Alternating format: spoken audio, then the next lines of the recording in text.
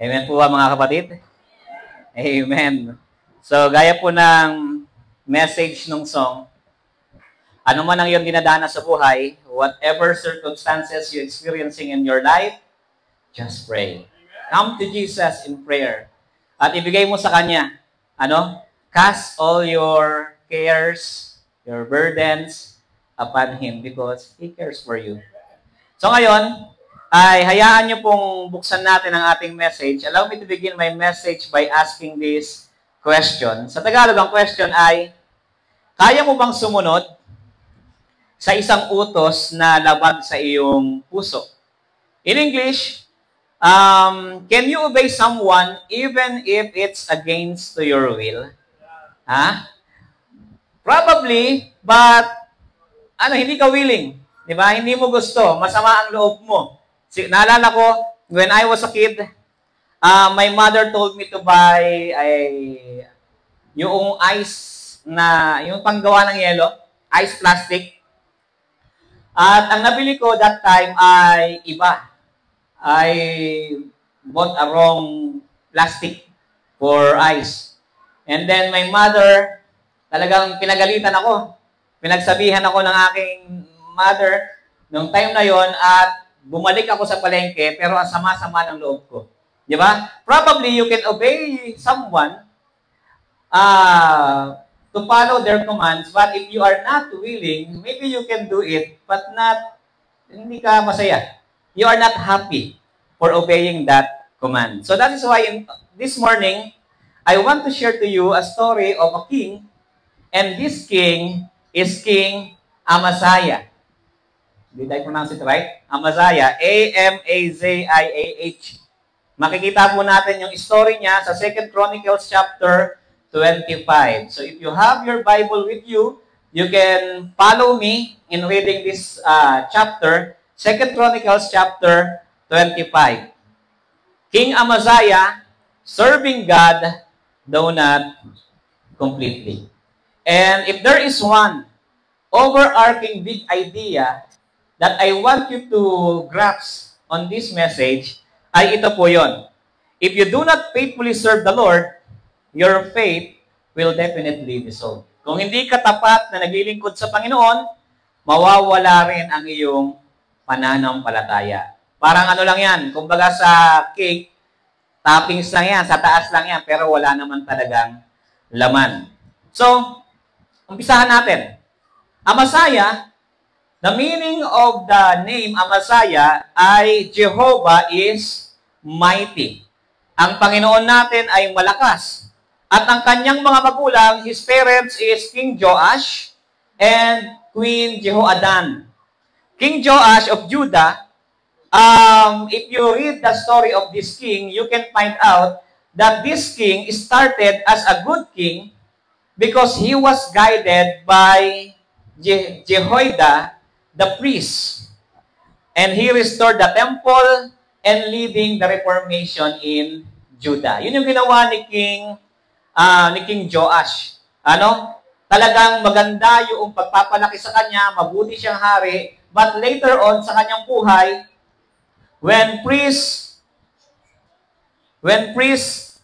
Jehoiada died, he turned away from God and abandoned true worship. Yun yung nakakatakot na katotohanan sa story ni King Joash. Nung namatay yung priest na nag-aalaga sa kanya, iniwan niya yung totoong worship. And he even ordered the death of Jehoiada's son, Zechariah. So yun yung heinous crime na ginawa ni King Joash. And in the end, he was assassinated by his own officials. And so, sabi nga rito, so he was started well but ended badly. Yun yung nangyari dito kay King Joash. Nagmula siya, naging mabuting hari, from a good king to bad king, and then pinatay siya dahil sa kanyang kasamaan. Kaya minsan ako'y natatakot para sa mga younger generation, paano na lamang kapag wala na yung nagkagabay sa kanila. Paano nalaman kung mawala kami ng aking asawa, ano kayo mangyayari sa aming anak? What would happen to our child, to our children, if you, who is the one who's guiding them to the light, to the truth, ay mawala, di ba? Kaya, very important yung tinatayo natin na magandang foundation sa kanila. Habang bata pa sila, makilala nila ang ating Panginoon. And then, gaya ng nabanggit, the mother of King Amaziah is Queen Jehoadan. The Bible does not say much about her character, so we cannot determine whether Queen Jehoadan was good or bad. So now, let's begin our reading in verse 1. 2 Chronicles chapter 25, verse 1. Sabi rito, Amaziah was 25 years old when he became king. How old he was? 25. Imagine a very young ruler for the kingdom of Judah. Batang-bata pa, di ba? Sa atin ngayon, ang president natin, nasa 60s na, di ba? Naalala ko si Digong, si Duterte, when he became the president of the Philippines, he was already 77. Di ba? Ngayon, nasa 80 na siya. So, sabi rito, and he reigned 29 years in Jerusalem. So, 25 plus 29 ay 54. So, probably he died at the age of 24. His mother name was Jehoadan of Jerusalem. Verse 2. Pag binasa niyo yung verse 2, very quite intriguing yung verse 2 because, ang sabi rito, and he did what was right in the sight of the Lord, but not with a loyal heart. In other translation, like NLT, New Living Translation, it says here, Amaziah did what was pleasing in the Lord's sight. Kung ano yung mabuti sa paningin ng Diyos, ginagawa niya.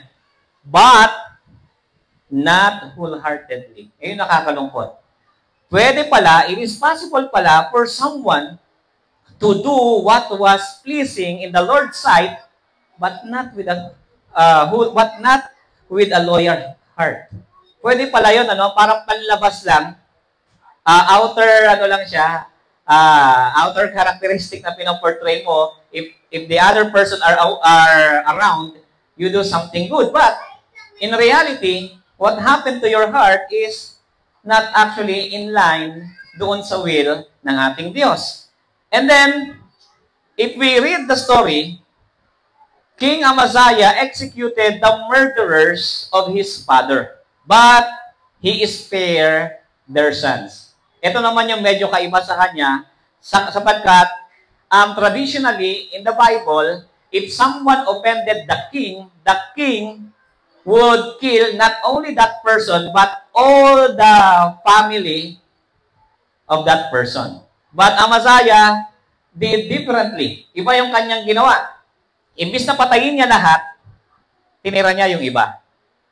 Bakit ito ginagawa ng mga hari ng panahon nila? Para maiwasan yung revenge. To avoid revenge, the other kings during their time killed not only the offender, but also the family of offender. Pero Amaziah did differently. And then, after quite some time, during his reign, war broke up against Edom. So, nagkaroon ng gera between Judah and Edom. Jewish peoples against Edomites. And then, in verse 5, I will read in New Living Translation, then Amaziah organized the army, assigning generals and captains for all Judah and Benjamin. He took a census and found that he had an army of how many? How many army? How many soldiers? 300,000. 300,000 select troops, 20 years old and older, all trained in the use of spear and shield. Sa Tagalog translation, sabi rito, sila ay mga mahuhusay. They are experts in spear and shield.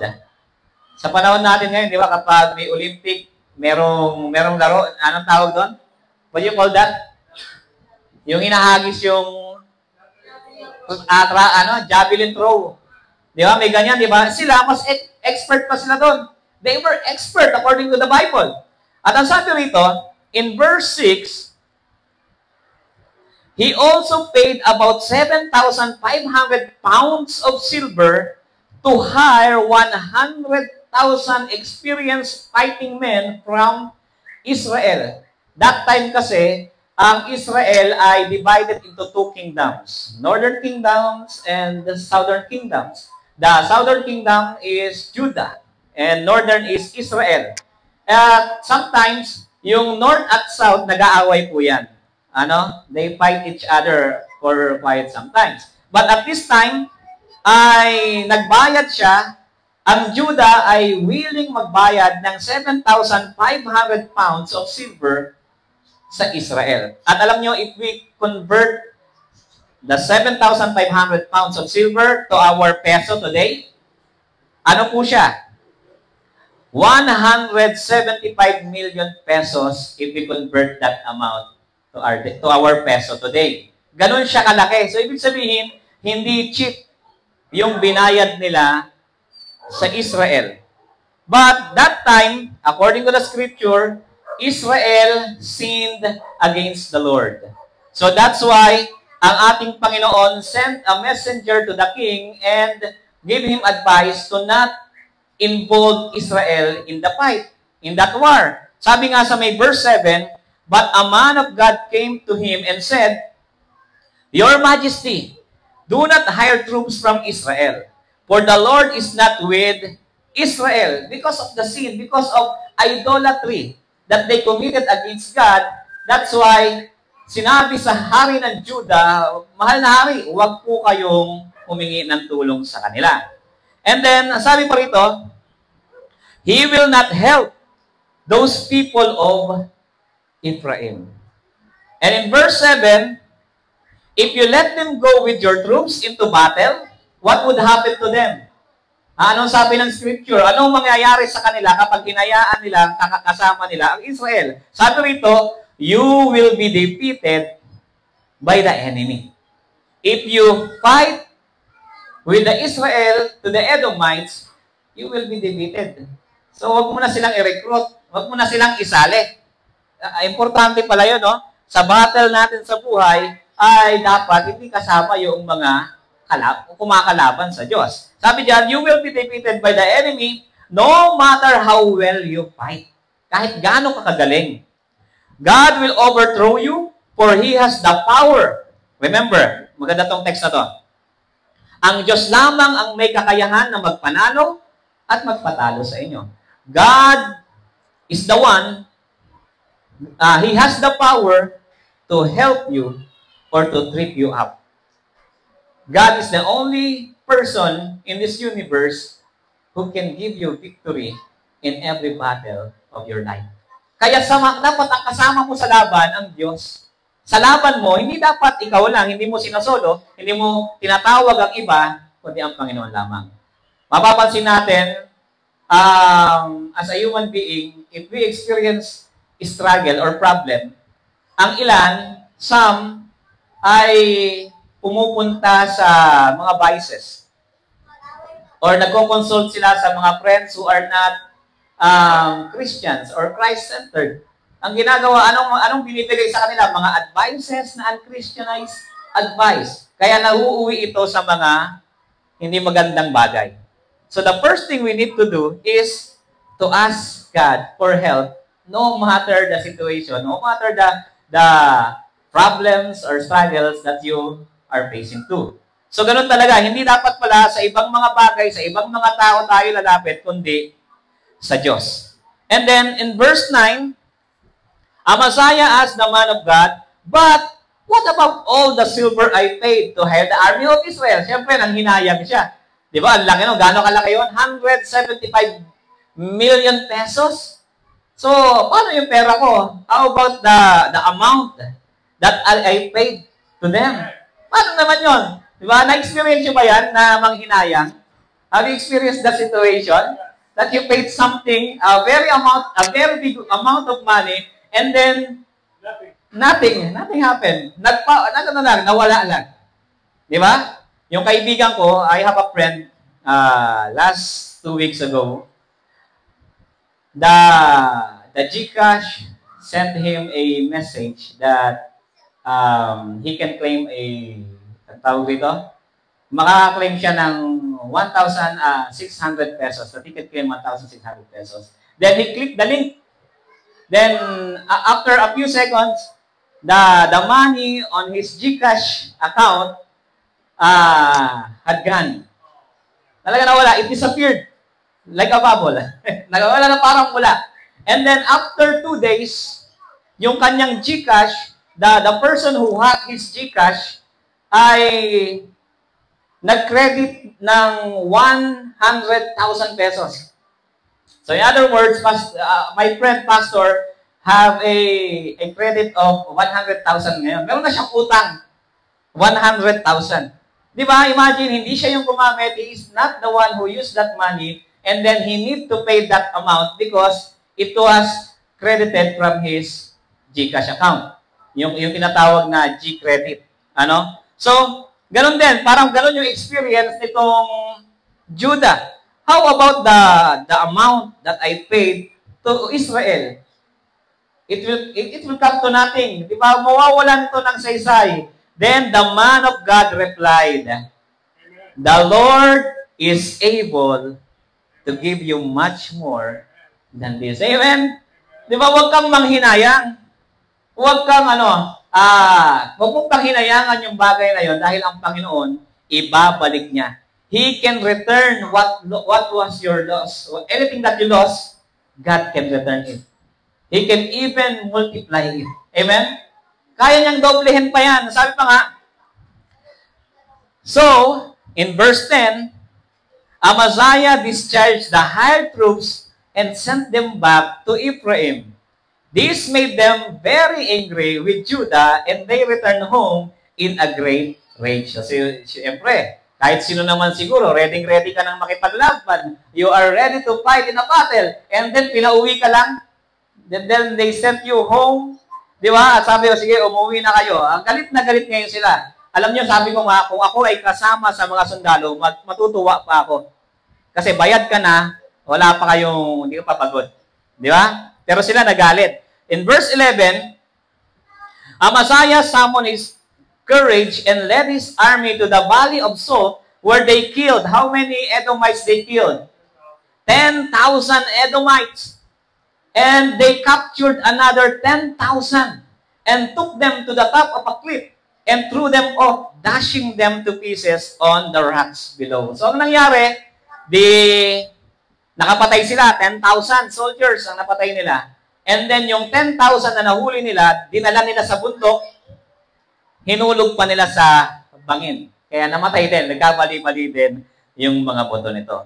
Then, meanwhile, in verse 13, the hired troops that Amaziah had sent home raided several of the towns of Judah between Samaria and Beth-horon. They killed 3,000 people and carried off great quantities of plunder. So what was happened is that yung mga soldier from Israel, because of the anger, because they were sent home, they expect to fight hand-to-hand with Judah, with the people of Judah against Edom, and then they were sent home. Ang ginawa nila, dahil sa kanilang galit, ni-raid nila yung mga towns ng Judah. Kaya mamaya, makikita ninyo, nagkaroon ng conflict between Judah and Israel because the city of Judah were actually plundered and the people of it were killed by the people of Israel. So, ganun yung nangyari. Kaya pagdating sa verse 14, that when King Amaziah returned from slaughtering the Edomites, he brought with him idols. Nakita niyo yung ginawa? Pagkatapos nilang manalo, after they gained victory against Edomites through the help of Yahweh, they took with him the gods of the Edomites. Sabi dyan, dinala niya yung mga idols ng Edom. Sabi pa rito, he brought with him idols from the people of Seir. He set them up as his own gods. Ginawa niyang Diyos niya yung Diyos-Diyosan ng mga Edomites. Imagine nyo tinalo ng Diyos ang Diyos ng Edom, and then ginawa mong Diyos yung talo ng Diyos. Di ba?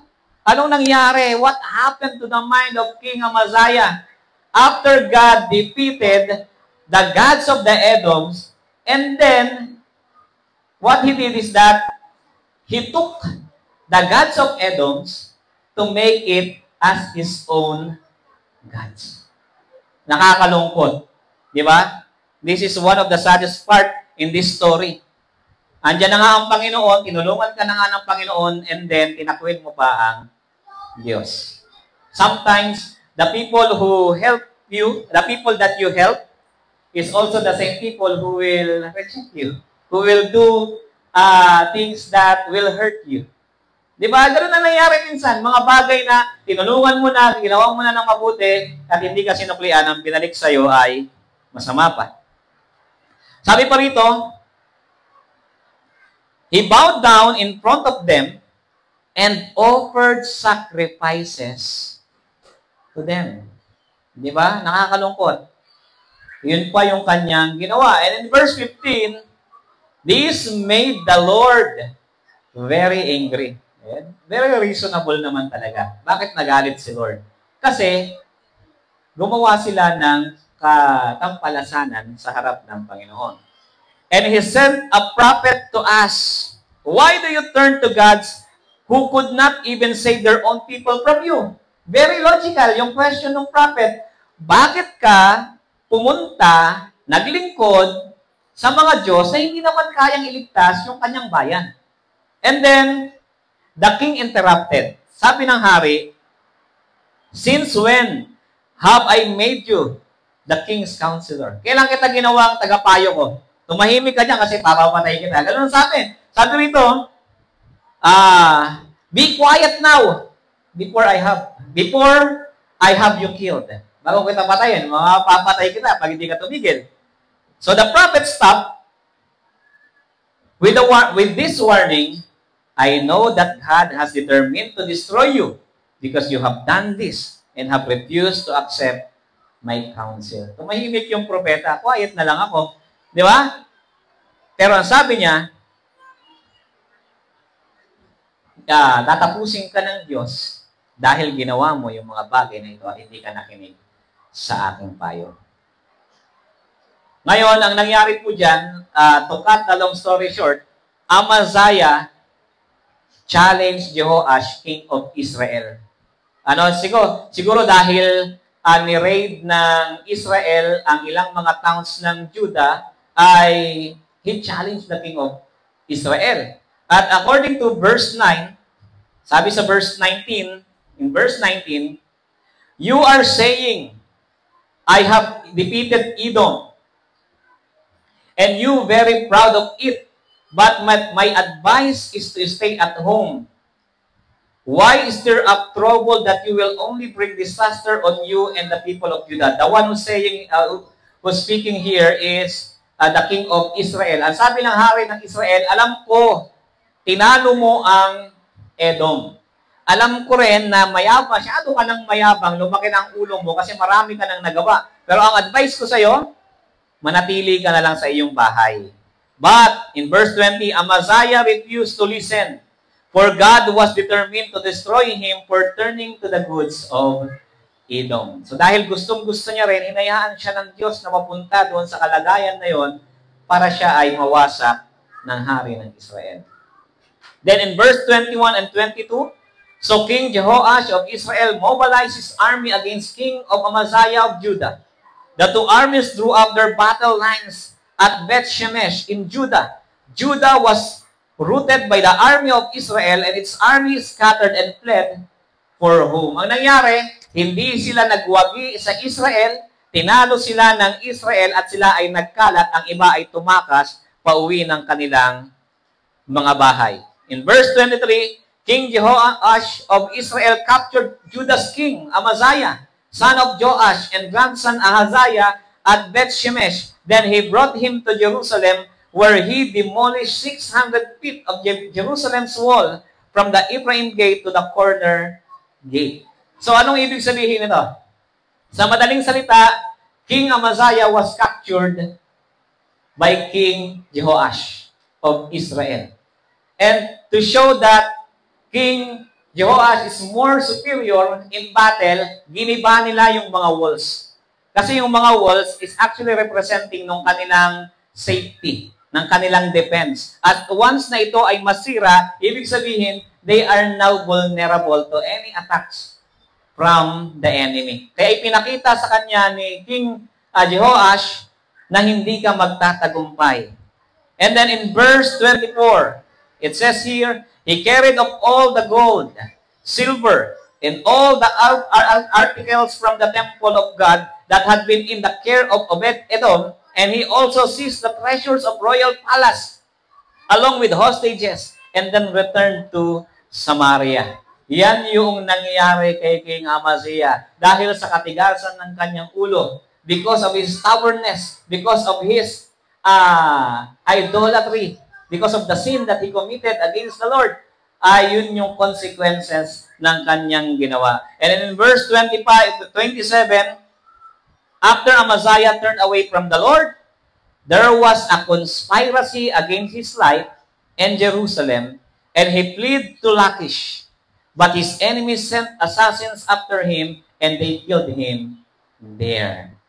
So, kung titignan natin, what a tragic ending of King Amaziah. Serving God, but not completely. Serving God, but not with a loyal heart. That's why I want to restate the principle that I want you to capture in your mind. If you do not faithfully serve the Lord, your faith will definitely dissolve. Kung hindi ka nagtatapat, hindi ka naglilingkod ng tapat sa Panginoon, ang pananampalataya mo ay maglalaho rin. Sabi nga sa verse 2, 2 Chronicles 25 verse 2, and he did what was right in the sight of the Lord, but not with a loyal heart. How many of us are like Amaziah? I hope there is none. Wala nawa sa atin at tayo nawa ay matuto. We should learn the lesson from the life of Amaziah that we cannot serve two masters or we cannot serve God half-heartedly. Dapat ay whole-hearted natin paglilingkuran ng Panginoon. Outwardly, we serve God. Or Amaziah served God, but our hearts, his heart, are far from him. Remember what Samuel said in 1 Samuel chapter 12, verse 24. It says here, but be sure to fear the Lord and serve him faithfully. With all your heart, consider what great things he has done for you. In Colossians chapter 3, yung ating key text, verse 23 to 24, whatever you do, work it with all your heart. Ano man ang gagawin mo ng buong puso. As working for the Lord. Kumbaga, ano man ang gagawin mo, isipin mo na ginagawa mo ito para sa Panginoon. Give your best to God. Hindi yung pwede na yan. Hindi yung ayos lang yan. Kundi, give your best to God. As working for the Lord, not for human masters, since you know that you will receive an inheritance from the Lord as a reward. It is the Lord Christ you are serving. Ano man ang ating ginagawa, especially sa ating church, what at any service na ginagawa mo sa Panginoon, ginagawa mo ito para sa Kanya. How are you today, brothers and sisters? Serve God with all your heart, with all your might, with all your soul. Serve Him wholeheartedly. God bless and happy Sabbath.